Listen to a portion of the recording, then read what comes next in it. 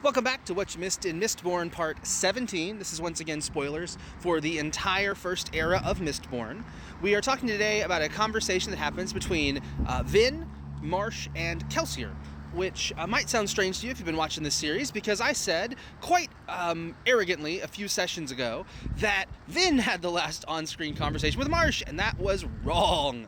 I'd completely forgotten that after Marsh became an obligator, he has one more conversation with Vin and Kelsier before he becomes a Steel Inquisitor. So, let's see what we have in this one. First, Kelsier wishes to the Forgotten Gods, which is so interesting. That's going to be really our first on-screen reference to preservation and ruin. I mean, we've seen the deepness referenced by Vin at some of the balls and things that she's gone to, but this is the first time the idea that there were gods of this world that have been forgotten is really brought up.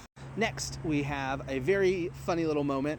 The tattoos that Marsh got to become an obligator. Vin says, "Oh no, Marsh, those tattoos will be with you forever. People will always recognize you." It's like, yeah, Vin, it's going to mark him a lot, but not tattoos. It's going to be the steel spikes through the eyes.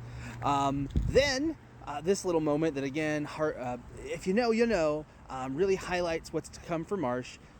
The narrative says, Vin thinks to herself, we must look like shadows in the doorway to Marsh as we enter. And what is Marsh going to see for the rest of his Steel Inquisitor life? He's going to see people through the metal in their bodies rather than seeing them physically, which is just one of the most tragic things. I mean, a lot is tragic about Marsh. Like I said here, apparently not the last meeting with Marsh. Marsh is the one who tells them Inquisitors aren't immortal, which I thought to be very funny, given that Marsh will functionally become quite immortal going forward.